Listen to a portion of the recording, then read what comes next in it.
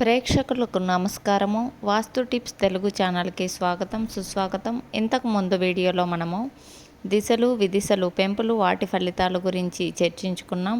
ఇప్పుడు మూలలు తగ్గుదల ఫలితాలు ఎలా ఉన్నాయో చూసేద్దాం. ఆగ్నేయము తగ్గుదల ఫలితాలు ఎలా ఉన్నాయో ఈ వీడియోలో వివరిస్తాను.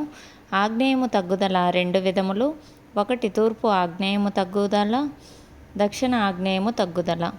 దిగువ పటంలో చూసి తెలుసుకొనగలరు. ఈశాన్యము పెంపుకు, ఆగ్నేయము తగ్గుదలకు గుర్తించుటలో తగు జాగ్రత్తలు పాటించాలి.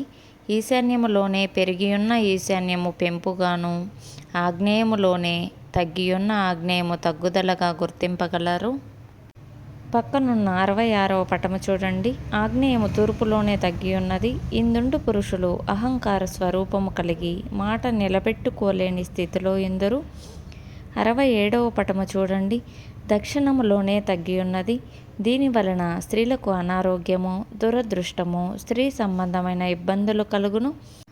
చూశారు కదా, తూర్పు ఆగ్నేయము, దక్షిణ ఆగ్నేయము తగ్గుదల ఎలాంటి ఫలితాలు కలిగిస్తుందనేది.